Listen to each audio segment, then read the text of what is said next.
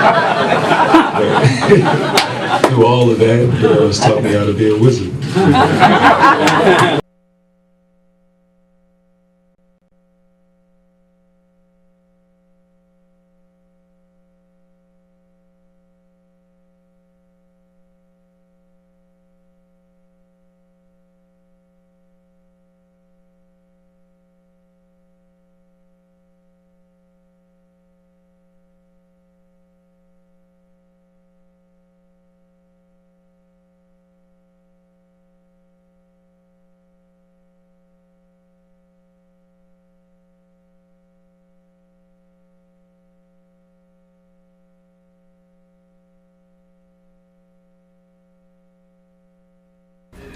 What's going on, everybody? It's another Tuesday. Welcome to the Focus TV. I'm joined by Octavia Wyatt. We got Cardell Dudley, pretty much family, and Robert Pettis here today. So we got a lot to talk about. You guys been following along on social media. Obviously, we're going to talk about, you saw the pressure to start the show. Dwight Howard is officially a member. Well, I mean, he's been a member of the Wizards, but he was officially introduced just yesterday. The Mystics made a trade on deadline day. We're going to talk about that. Got the commissioner of the P.I.T.S League, as we said. That season just wrapped up. So we're going to talk about the championship games from that. We got another great week of the breakdown series from Jamal Hayward, 9-4-50. And as always, there's no better way to end our show with rapid fire. Also got a quick little DC United update. That being said, Dwight, Wizards, Cardell, you were at the presser. Your initial thoughts on it, man? He said all the right things. We just, I think I speak for a lot of people in this area. We just at the point where, show us, and not just for him, the whole team. Just looking forward down to come in next season with a, all work mindset. No more talking, no more, we could have did this, did that last year. No more feeling yourself like you up here. You haven't really accomplished nothing as a team. Come in next season hungry, ready to go, and I mean, the talent there is the Rumble. He's obviously an upgrade from, what you had last year as far as, at the center and big man position and whatnot. He has a lot of, if he plays his game, try to, play outside on himself, he adds another dynamic to the Wizards where, they already kind of a three-point shooting team. Man, but they lack kind of, big men that can finish consistently. He fits both those needs. I mean, if he plays his game, he will open things up so much for not just for Wall, but for Bill, Porter, Kelly, all the guards, when Jody come back, all the people that can shoot, and the way he rolls to the basket and stuff and can finish, I mean, he's just a perfect fit for a guy like Wall that loves to facilitate. So, and he spoke on that a lot. He definitely brought up the fact he's never played with a point guard like John Wall, and definitely, with Bill emerging as an all-star, it's just a good fit. But like I said, chemistry, the little things that, intangible stuff that destroys the team, that's what I'm looking at. Because it's not about talent or ability, it's about those things, when the season get rough, and it might be a little losing streak, like y'all going to start beefing again, we going to hear dumb stuff in the press and all that. I mean, people going to get selfish, start trying to get theirs, it's just a lot of stuff I just want to see, and we won't know that till the season starts. Octavia? Like Cardell said already, he said all the right things, but I mean, I'm sure he's been through this a couple of times over the past couple of years. So, of course, he would say all the right things. But basically, everything Cardell said, it kind of comes down to prove it at this point. Can he get back to the caliber of player that he was when he first came in the league? And is he going to be able to help the Wizards get over that hump? Because you seem like the Wizards are always kind of like stuck once it comes to the end of the season. So will he fit the role that they need him to play? And like you said, will he be all about business, not about games, not about complaining, not about, making excuses when it comes to doing his part on the court? So it's kind of like shut up or put up at this point. Rob, what thoughts on Dwight? His mic on? Okay. Yeah, it is. Don't start. It's too early. No, it's definitely an upgrade from Gortat. So, that's everybody's same thing. You got to prove it to us now. He can do a lot more than Gortat, and I think it's a great fit for the Wizards. Maybe even better if it was years ago, but he's still a force. Better than you've seen the Wizards for a while. Okay. All right, last year, 16 points, 12.5 rebounds. 3.1 of them, 12 offensive. 3 of them, those 12 rebounds were offensive. Mm-hmm. So that's a big thing for a team that takes a lot of threes. those extra looks, for quality shooters. 7 trips to the foul line a game, which means, obviously he hasn't played with a point guard like John. The fact that he rolling to the rim, he is going to be something somebody has to deal with. That is something opposing teams' front lines. That's not going to be fun to stop that guy. Cardell, when we saw him last year, first thing, he really is a big dude. Big boy. Like that. That's it looks CGI at times. It's a big guy right there. Then 55% from the floor. I know a lot of people talk about, saw some videos, him shooting step back jumpers and all this other stuff. One thing I give him credit for in Charlotte, he did some of that stuff at times, but he did a lot of his damage, 5 feet away from the paint. We saw those matchups with Gortat. A lot of that stuff was right at the basket. Caused a lot of trouble on that end. I'm most excited about what he brings defensively. Yeah, we got about to get to that too. Man, they were horrible in the pick and roll last year. Now you can tell your guards to play up a little bit. Whatever you may think of Dwight, I don't know anybody that voluntarily wants to go down there and try to meet that dude, physically, or not too many people have dunked on Dwight, over the years. The guys that have did, some big time names. Even that, the fact that we make a big deal about it means it doesn't happen that often. I expect him to have more blocks this year. They should be able to play fast. You finally got a big that can run down the floor with these guards. And then, Cardell, you and I talked about the other day, it's probably the best backcourt he's played with in his career. He didn't really get a chance to play with Nash when they had that LA team, so it is fair to say John's the best point guard, he's played with in his career to this point. So, definitely looking forward to that. And can he handle DC? Because when things don't go well, he will feel that heat. It's a different animal than the Hawks, I know he played in the LA for a season, but, it's a different animal around here. It's very fickle. He's going to find out quick. Yeah. When stuff is good. When it's bad, it's bad. Anybody have anything else on Dwight? We're about to transition to the Mystics. All right, so in their last game, they rebounded from a loss, beating the Liberty 95-78. Deladon had 30 points. Christy Tolliver had 19. They are playing yet another road game tonight. They're taking on Connecticut, but the biggest story with them is they had a trade yesterday. It was a WNBA trade deadline. We saw Taylor Hill gets sent to Dallas along with a second-round pick in exchange for a former first-round pick of Dallas, Ariel Powers. Cardell, your thoughts on that move, man? We kind of saw it coming. Taylor, recovering from the ACL, coming back, she just didn't get back to her old self quick enough. And you could just tell it was irritating her that she wasn't playing. And especially, I call her the super rookie, Ariel Atkins, man. She just came out. When she got in the starting line, I was like, I'm here. So you're going to get back in his and you're going to rough somebody else. And now you see it's 2 all-stars in there, so who else you going to rough? So, the writing was on the wall. They got I think it was kind of hard for Tabal. He wanted to be fair to her, but he also had a coach to win the game. And they have so many guards, and, he just felt like, you just wasting time here. I'm going to go ahead and send you somewhere where you get the opportunity once again, to show what you can do. And it's kind of sad because she was on the way to have an all-star year before she blew out her knee. And then, to no fault of her own, through a draft, they drafted Jim. And she come in and she hasn't looked back, and she definitely, if she keep going the way she is, I'm talking about acting, she'll be all-star in her own right. So, and then definitely on that wing for some reason all season, I'm talking about like the 3-4 when other teams go small, they've kind of been, shaky defensively. So Ariel's a bigger forward where she can come in and try to stop all that. That's when a lot of teams come on runs, they attack that area. Yep. Or when they try to hide Christie, so to speak, they attack her and pick and roll, make sure she get on the big, cause a mismatch, and they attack her. So with her having guard skills and being 6 feet, where she basically can play the 3-4, you won't have that luxury, especially like if Tolliver's out and they got Tasha and Adkins, then they got Powers, and let's say Monique and with Deladon. That's all dang near 6 feet plus. So what you gonna do? So they and she kind of similar fell out of favor in Dallas the same way, injuries and stuff. So it's just time for a new start for both of them. Did you guys want to comment on this? I mean, like Cardell said, you kind of saw it coming. Hate to say it, it's the nature of the business sometimes. We've seen it happen in every other sport across the sports world, of course.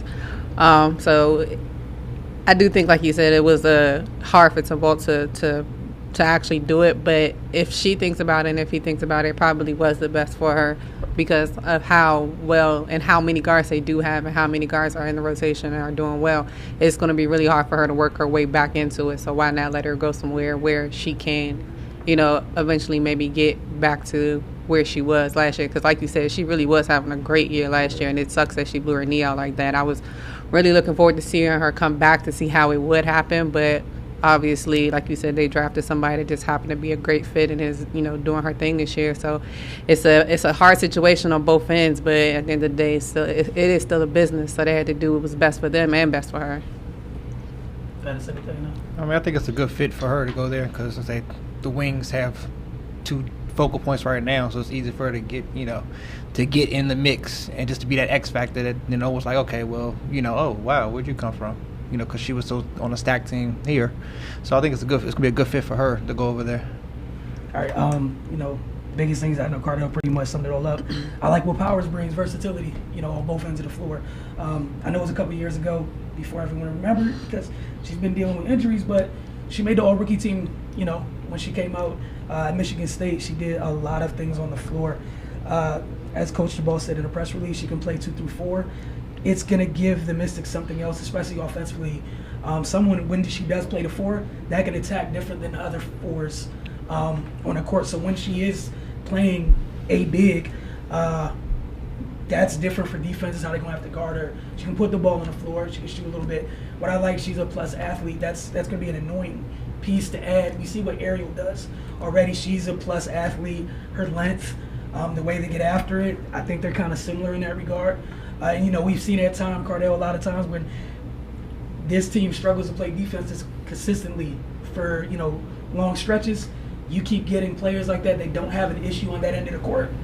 I mean, I think that helps some of the stretches where they struggle to play defense. It's another play where you're not going to have I don't think he's going to have to tell Ariel to do anything defensively. You're not going to have to, get after it on that end of the floor. That's something that, she came out of Michigan State ready to do. I think it works for both teams. I remember when they played them in the playoffs, I think last year. She was giving the Mystics hell. Yeah. Even I like the way she's kind of she plays on the edge. Yep. You know what I'm saying? That's why she got kicked out the game in the playoffs. She plays on the edge, but sometimes the Mystics need that because they come in, sometimes it just be flat. Yes. You be like, what is going on? Teams going to runs, and then if they got a big lead, the lead will go away, or if they're behind, the team will just blow them out the water. Now they're in the dog face trying to get back. With her, it's a ball just needed defensive line. They could put her, Atkins, TRP, and all that man out there, and that's hell for the other team. It may not be as good offensively, but defensively, the other team, it's not gonna be easy to score. So that's the thing I'm looking more forward to because I think they need that edge sometimes. They can't just be Atkins at time always playing hard. The best flyer, man, we'll turn it on. Sooner or later, not with her. She's like that from go time from the jump. Yeah, and I think it's gonna be fun. We see the defensive. What Cloud, the pairing of Cloud and Atkins do defensively. You can throw Ariel in there at top. Well, Powers in there. Right. Both named Ariel. Powers in there at times. At the 3, that's gonna be fun. They should be able to wreak havoc. So looking forward to that. They're in Connecticut tonight, and then they got another road game. They return home to play the Aces, which again we're gonna talk about their outstanding rookie later on. Yeah, it's not August looking 3rd. too good right now. The score is 67-48, Connecticut, with a minute and 47 left in the third quarter. Thank you for the update. The other thing is Connecticut has a half-game lead on them in the East right now. The Mystics are currently 6th in terms of the league standings. But we're about to go to break. But without further ado, this week's breakdown series from 9-4-50. The move this week is overtop pickup into 1-foot fade. Again, it's overtop pickup into a 1-foot fade. Jamal Hayward, the floor is yours, and we see you guys on the other side of the break.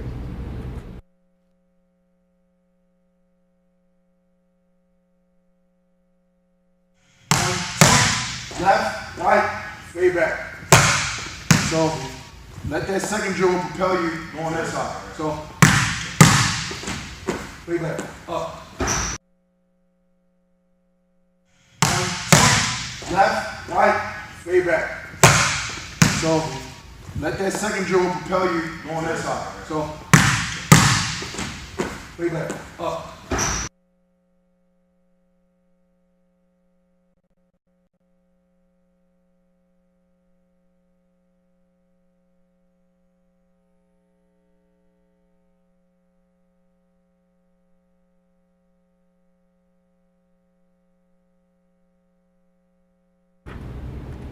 Welcome back again. A big thank you to Jamal Hayward and 9450. We truly enjoyed the breakdown series every week. Go ahead and give them guys a follow on social media. It's 9450. All right, so the P.I.T.S League. We've been talking to you guys the last couple of weeks about the postseason. It did conclude this past weekend. Rob, your thoughts? We talked about what was going to happen on the men's side. We talked about the matchup on the women's side. But I guess we can start with the men's side. They did it again. Yeah, they started off slow in the first half, even they were up at halftime, but they didn't have the same feel, without Mo Creek, who was playing in TBT. They didn't have that second dominant score. They had their first and third, but they had that second dominant score.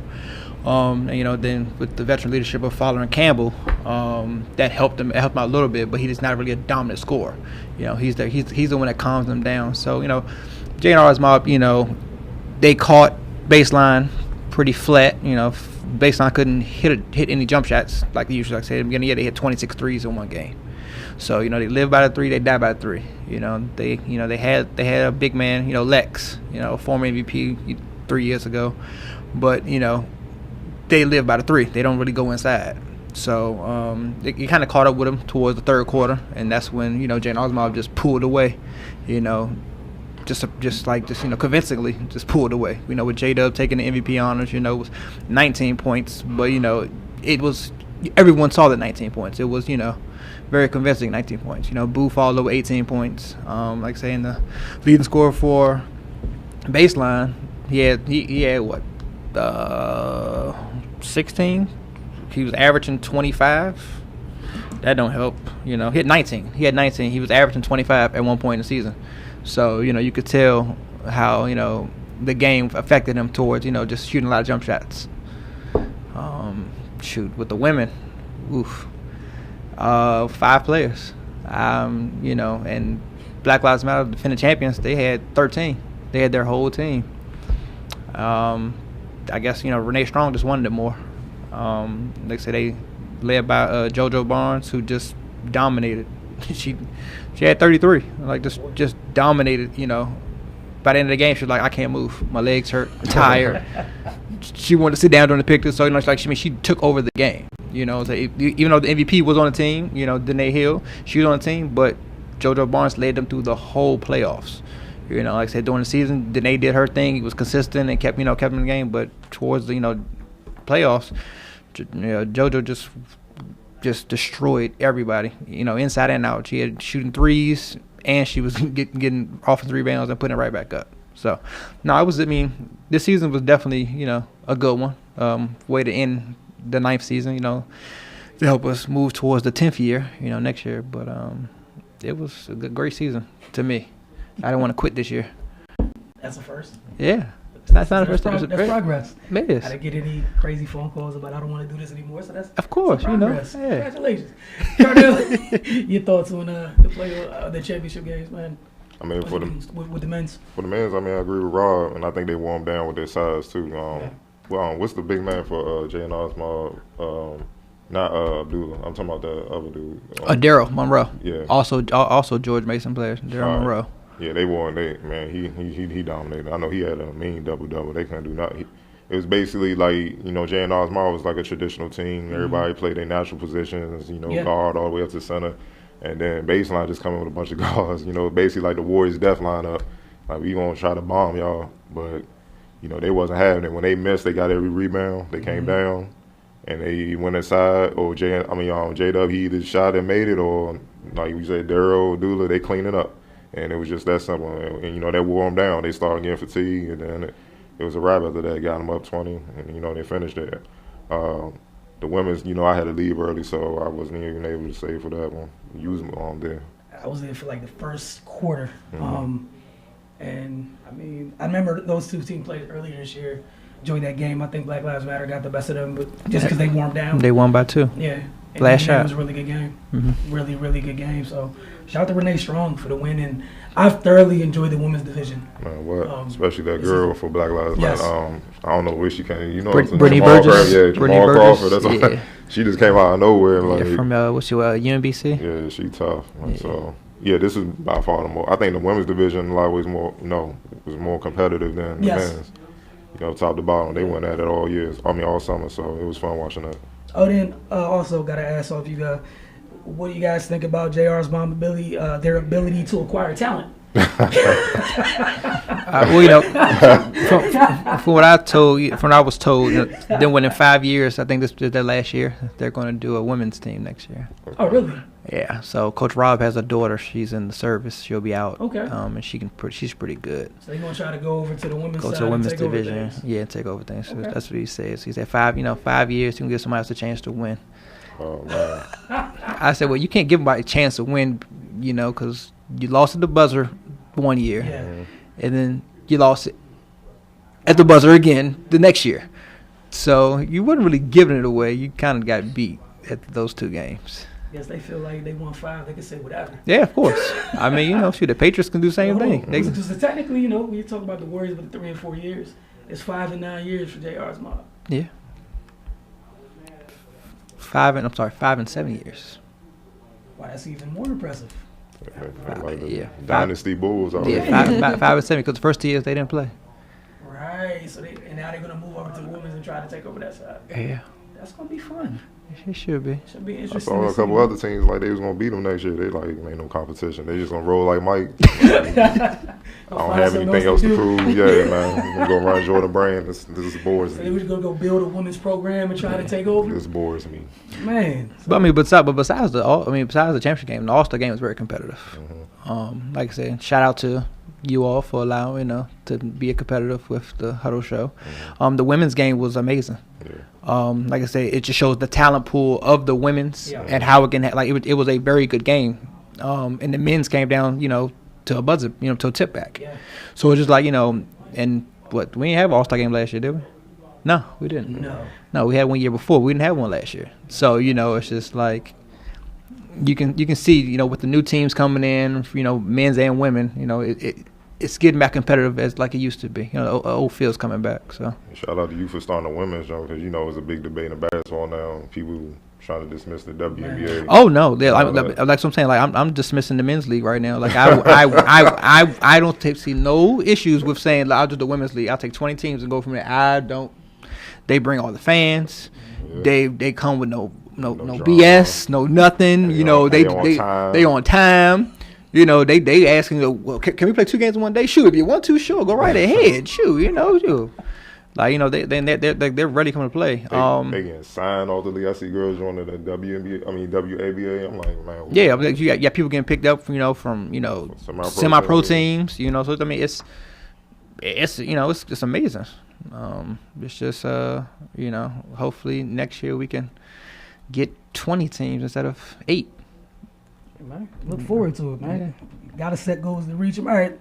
Lastly, we got a possible matchup this week. Again, episode possible tentative matchup, round 3 against the Brunson League. Brunson League. So I guess your quick thoughts on that. I'm gonna reserve my thoughts. I mean, we're 2-0 right now, so it's like if You about to walk away like Mike.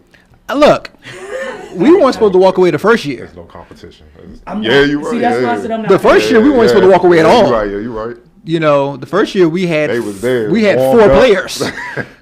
And we just warmed picked up up. somebody at the stands, and we end up, and then Brandon Allen and J-Dub just went crazy. Then last year, J-Dub went crazy again at the Verizon Center. This year we're going actually in hostile territory. Yeah. We're going down to Baltimore. So I mean, I say everybody should be there. So they, we don't know who's going to play. They got, they're in between their NBA player period too. So I mean, I wouldn't be surprised for Will to suit up. I wouldn't be surprised if somehow if Rudy plays. Yeah. Who knows? Right. Like I say, it's just that type of atmosphere and that type of type of league that they'll pop up. It's easy for them to come 5 minutes than come 45 minutes. But this year, we kind of took our top 4 teams and mixed them together with the roster. We got the scoring champ, Travis Berry. We have his big man, he was up for Defensive Player of the Year, Scott Williams.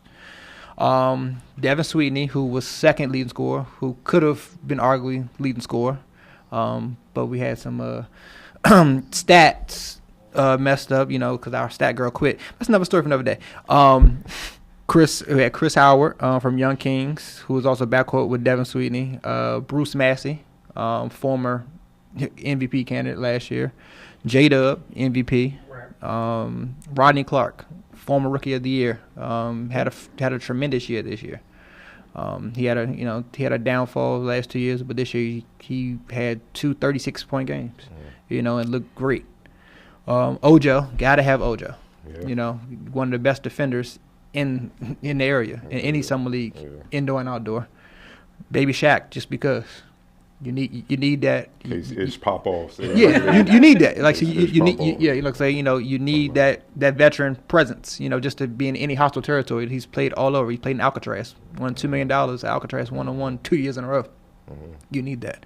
And then we got young gunner Stanford Robinson from Rhode Island. Fresh off of NCAA season, just coming right back and ready to play. He played about 4 games this year and had solid numbers. Just playing, not trying to do too much, just in there. So we're gonna add him in the mix just to add that young feel to it. So we got a good balanced team for what they have. Like I don't know what they have. Usually they put their roster out first and I go from there. I'm like whatever. I mean, it is what it is. I'm not. I'm expecting them to come with everybody in the whole war, but it is what it is. Might come with somebody booting that jump. You never know, man. Hey, you never know. May have to make a phone call, and Friday's close. A lot of people in town. Somebody's camp is going on right now. So they take a phone call. That's filthy. I'm just saying. We're about to take a quick break. Should that game happen, it will be this week. Friday, 7 o'clock at Baltimore Community College City. Make it happen, baby. Again, it's tentative at this moment. Follow both leagues' social media, and I'll let you know either way. We're going to take a quick break. When we come back, got a DCU update and then rapid fire. Fun times. You're watching the Focus TV.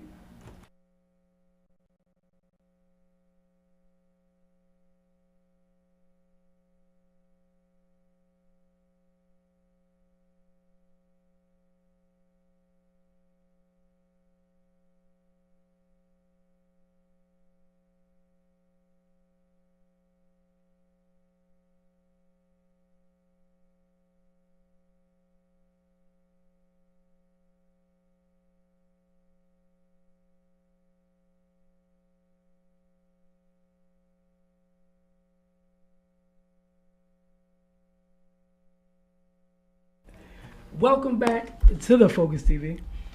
Octavia and Wilson here, Robert Pettis, Cardell Dudley. What was the Tarpey Jr.? We've had a fun time tonight thus far, man. We got a lot left. Quick little DC United update. They fell to Atlanta United over the weekend 3-1. Zoltan Steiber scored the first goal of the game. It's yet another game this season where the black and red went up early and they just couldn't hold on. He scored the goal in the 8th minute. And then, from that point on, Atlanta scored 3 straight to secure the victory. Wayne Rooney got the first start of his MLS career. He played 66 minutes before giving way to Darren Maddox. I'm anxious to see if there's going to be any tactical changes in either of the 2 games this week. They play both Wednesday and Saturday. They host the New York Red Bulls Wednesday. Then DC United takes on the Colorado Rapids on Saturday. The Rapids made the news this week because they traded for Kellen Acosta. You guys might have seen the U.S. men's national team, one of the young guys. He's played midfield. He got traded to Colorado for forward Dominique Badji and an international roster spot. Also a part of that trade, both the first and second round picks in the 2019 Super Draft could be swapped, in favor of FC Dallas. Again, we'll keep you guys updated with more DC United info as always. But Cardell, floor is yours. All right, let's go. Los Angeles Rams, man. And Todd Gurley have agreed to a 4-year contract extension. Apparently worth $60 million with $45 million guaranteed. Largest guarantee given to a running back in NFL history. What are your thoughts? I'm not playing this year.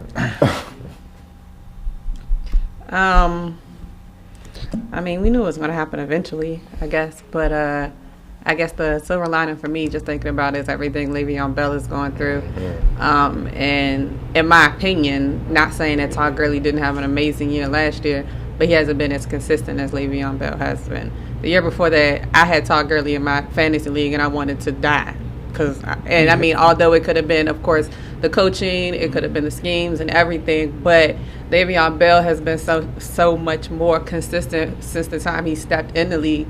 You know, it's kind of like, wow, like he had one great season. Don't get me wrong, he had one amazing season, and he automatically, you know, gets that money. And Le'Veon has been down in the trenches trying to get a piece of it, and he still can't. But I mean, at the end of the day, Todd Gurley did what he's supposed to do.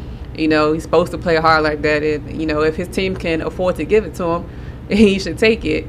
But that should kind of give Le'Veon a little bit of hope that, you know, if he can't get it is in Pittsburgh, which obviously it sounds like he can't, there should be somewhere else out there where he would be able to.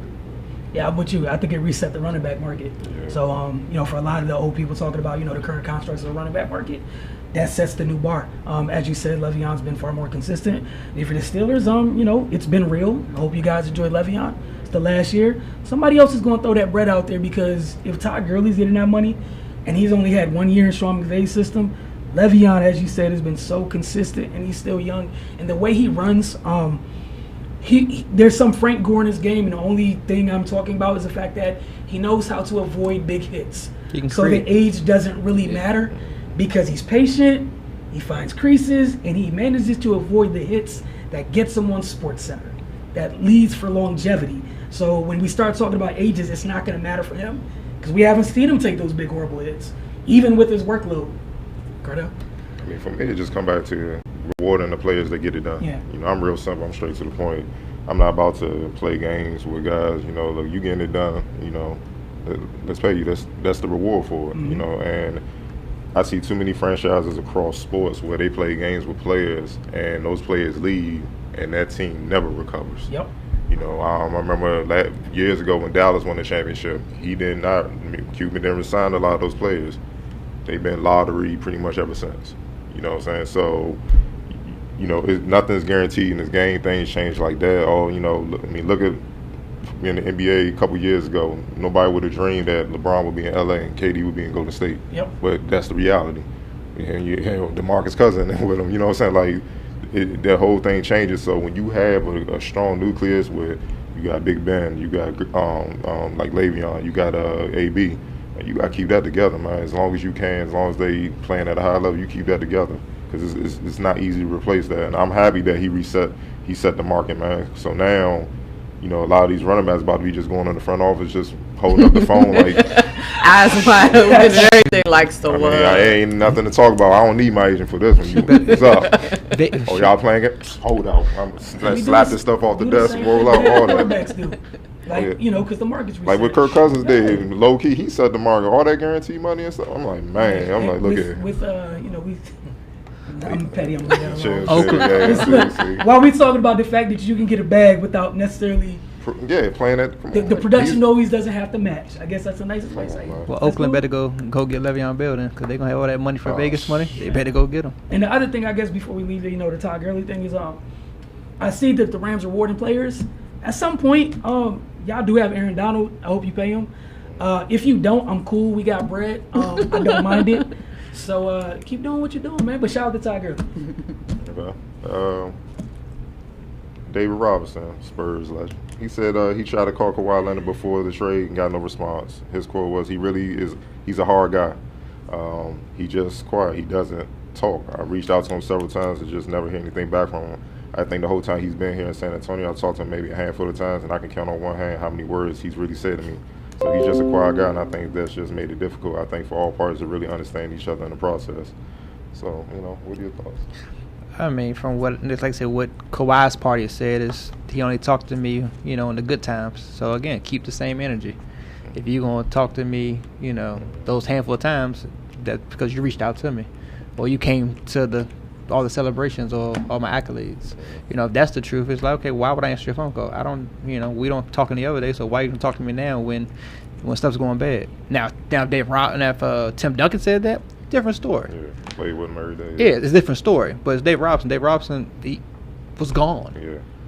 What was he probably? You know, he was probably a freshman in college, senior in high school when Dave Robinson retired. Like, what conversation do we have? Yeah, I agree. Especially because it makes it look like it's just for publicity or it's just for, to make stuff look good. It's like you haven't talked to me this entire time, and now I'm talking about leaving your beloved Spurs. Now that the Spurs trying to pull out all the stops and get all the grades and all, the award-winning people to call them and say, hey, you should stay. It's a great organization. But, like you said, he probably didn't feel like they had his back throughout this time where he was injured. Of course, there are different stories from both sides of how bad the injury was. And I just feel like Kawhi probably just felt like because he's a quiet person, he probably doesn't like the whole hype. He probably doesn't like this whole, media circus that's going on around it. He just probably wanted to be done with it and be like, it's over. But yeah, I probably wouldn't answer this call neither. Like, what are you going to say to me? Like, you should stay. And I'll say, okay, now I'm going to roll.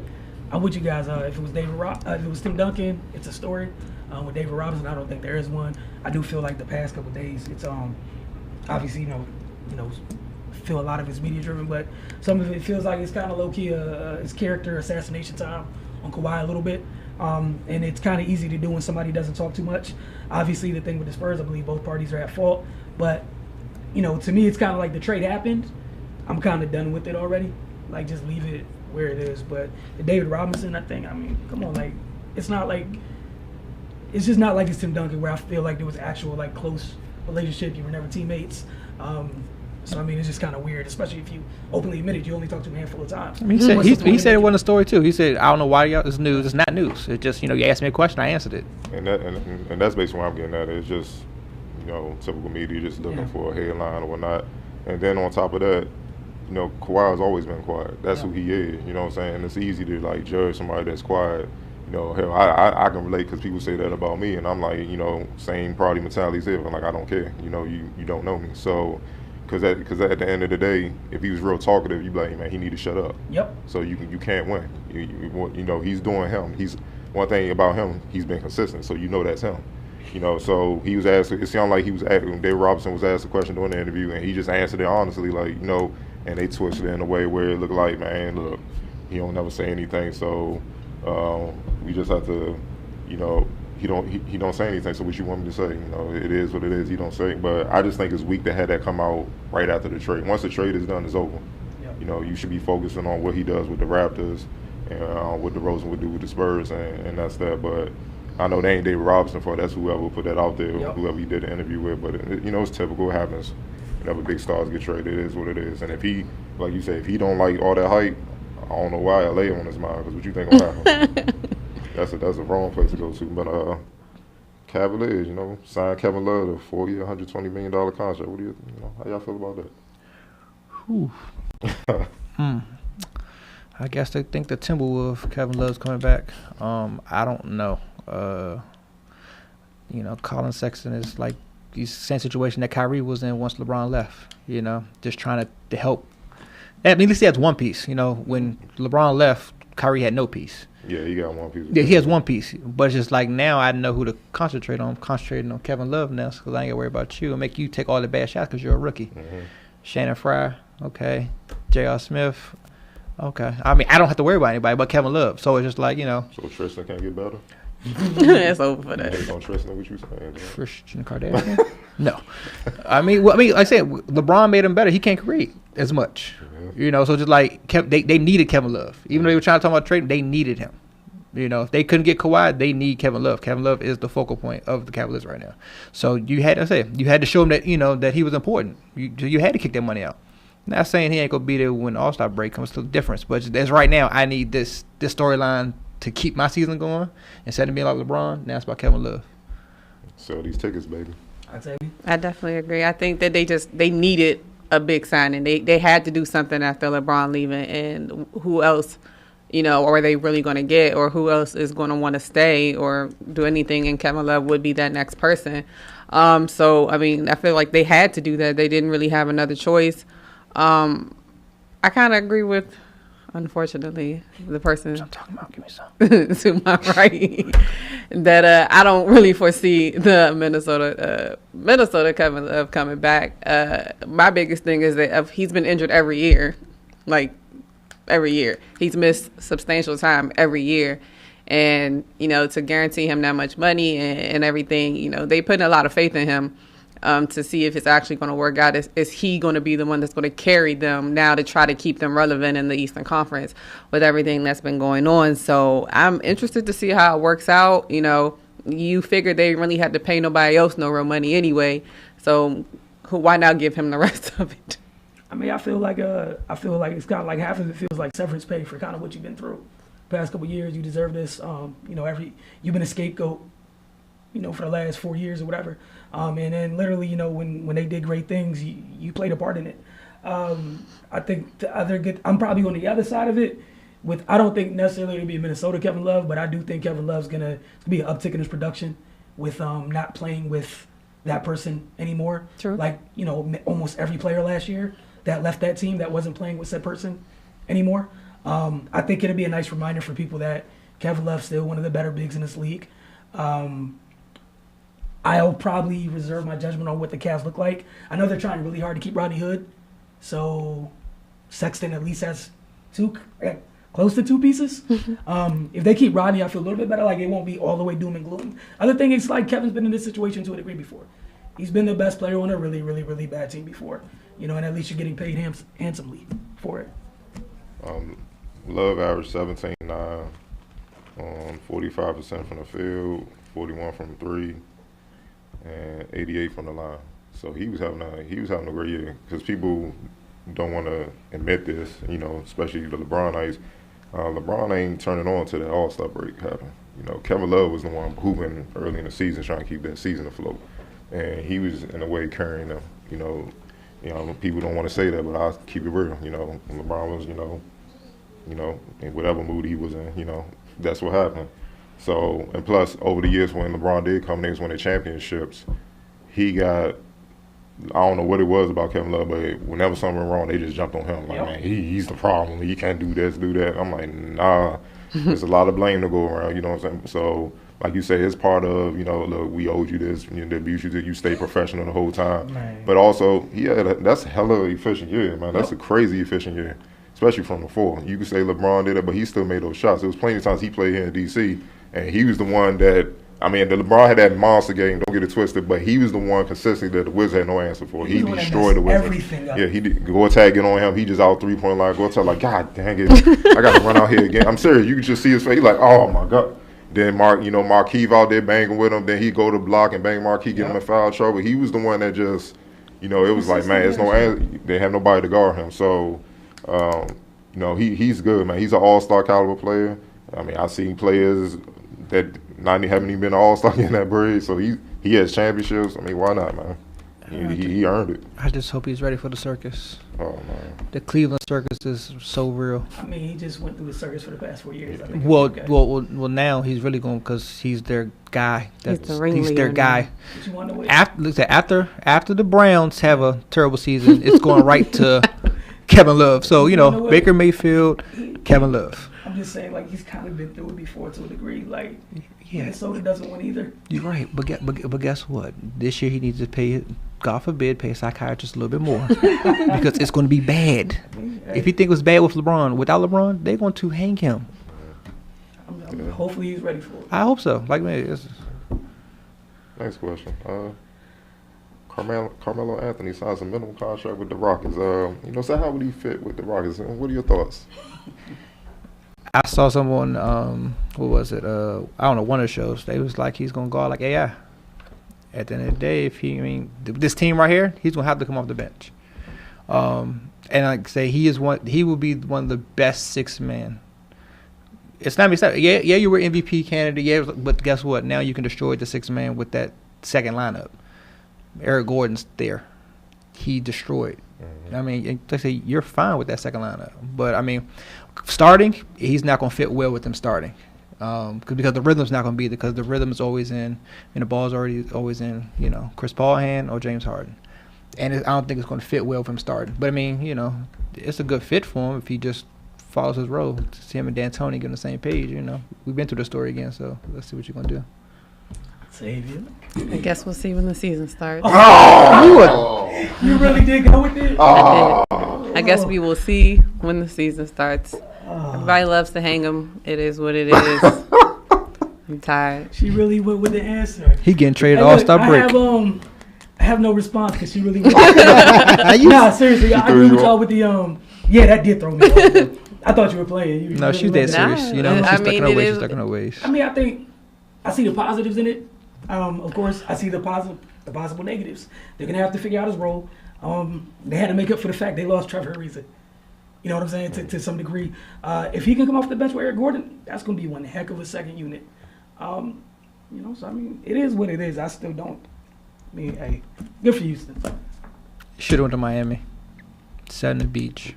I think for him, the telltale will be in the playoffs. Yeah. I think that's where his value really gonna come into play. Because as much as Trevor Ariza, you know, he kind of got in KD for a couple of games. KD figured him out and then just went to work on him to close him out. You know, in that Game 7, late in those Game 6, second half of Game 6, Game 7, Trevor Ariza was like over, man. Yeah. He went Harrison Barnes on him. Yeah. I don't see that's where Melo is going to come in handy, you know. And I think they re-signed Gerald Green. Maybe he can kind of fill that, you know, defensive role. But you know, if he buys in, if Melo buys in, and just you know, kind of take better shots or whatnot, and I think Chris Paul will feed him where he's you know feed him where he's most lethal at. You know, I know he know his game already. Them being close or whatnot. And, you know, obviously Chris Paul is a much better, you know, playmaker than, say, Russ as far as setting guys up. I think, you know, he should be impactful that way, you know, and that's what I'm looking at. I'm not tripping off the regular season. They can win 60 with they won 60 with just James Harden, you know what I'm saying? So I know they're going to put up wins and stuff. The playoffs is going to be the telltale when everybody start really scouting you for real and all that. And if he performs then it can get real. Last question. Oh, man. Let's see. Don't go with the one I think you're gonna go with. Go with What it. you think I'm gonna go with? Why Octavia wants to answer the question? Nah, I thought you were gonna go with. I thought you had a Jimmy G question. About No. Thank you. Hey, you know what? Thank you so much. For sure. No. I appreciate it. Baltimore Ravens coach John Harbaugh said he doesn't think that the bodies of rookies are tough enough to handle the rigors of NFL practices like they were in the past. Harbaugh's comments come after rookie tight ends Hayden Hurst and Mark Andrews missed their combined 5th practice of training camp because of soft tissue injuries. His quote was, "One thing I noticed, guys coming out of college aren't as calloused up as they used to be. We used to practice twice a day in full pads, and those players know," I'm talking to you out there who know, who played in the National Football League or played in college 10, 15 years ago, that it's not even close to the same thing. There's a certain type of in shape, certain type of football fitness, certain type of callousness, muscle joints, tendons, ligaments that kind of toughen up. They callous up a little bit, and you could practice all day and run all day. Then our guys coming in right now, most of them don't have that. They're not. You know, he was talking about you know guys, veteran tight ends, Nick Boyle and Max Williams, both in their full season. They're taking every rep in practice. He said they're not bad in eye. Why? Because they're calloused up. Because they know how to practice. Because their bodies are just tougher. That's a physical toughness to it. They're mentally tough, but you have to practice football to be able to practice football the right way. What are your thoughts on that? That just comes from the program you come from in college, and it comes from taking off-season serious as a rookie. Because you've seen Zeke, you've seen David Johnson, you've seen Todd Gurley, their rookie season, they coming out amazing. You know, and they're playing, you know, they may get banged up their second year because they're taking hits, but not straight out of, you know, training camp. Like, you know, that just shows that once you got drafted, you thought, okay, cool, let's go party. I'm not taking care of my body. You know, and also goes back again, what program you come from college. You know, how is your strength conditioning coach, you know, helping you out there? How is your coach staying on you? That just shows no discipline. You know, or you could just have a lot of wear and tear from college. It's just, you know, it's a hit or miss. But, you know, in training camp, you shouldn't miss anything. I think it's a little bit of both. I think it is based off of where they come from and, you know, how their bodies are going in. But at the same time, they're now your responsibility. They're now in your camp. They're now, you know, under your wing since the day that they got drafted. So what are your strength and conditioning coaches teaching these kids as soon as they get drafted? Like, are you giving them the correct regimens? Are you having them do these things that maybe they didn't know they were supposed to be because of the program that they came from? So a lot of times I think it could be on both sides. At the end of the day, you have to deal with what's in front of you. And if that's your running back or if that's your tight end or whoever it is and you want him to play, you need to be on him as well to be making sure that he's doing what he needs to be doing, not just for him, but for the organization and for your job. Because at the end of the day, you playing to keep your job too. So, and he can't keep his job if he can't keep players on the field. So I think it's a little bit of both. I think for him to kind of come out and just scapegoat for every, just to say in general that them coming out of college just aren't built like that, because like you just said, there are plenty of ones that have come out of college and are ready to go. It could be a couple of different things. I just don't think it was cool to just make it a general statement when it's people that are in your organization at this point. Cardell? Hurst came from South Carolina, Andrews came from Oklahoma, so those are elite programs. But, I'm kind of just, seeing it across all sports, with a lot of rookies. I can see where he's coming from. It is a softer generation, guys just not really prepared for what they're about to face. And, coaches and stuff that are older and, grown men and stuff, they don't have the patience for that because they realize, like, this thing can turn real quick. And we all be about to hit if you're not ready to go. And we drafted you because of your talent and stuff like that. But now it's time to be a pro. You got to be ready to work and push through this stuff. Yeah, it's going to be tough. It's your first training camp. You don't know what to expect, so you got to push through it. And I never heard Harbaugh or many coaches, not currently, this day and age, go out and just throw, like, rookies on the bus like that, so to speak. So it got to be a lot to that he's seeing. And because you don't normally hear that. Maybe back in the old days, Bill Parcells, they do it all the time. But now, right now, you don't really hear that. So, like I said, I just see it across all sports. You see, even in basketball, a lot of rookies come in, they get hurt, all of a sudden.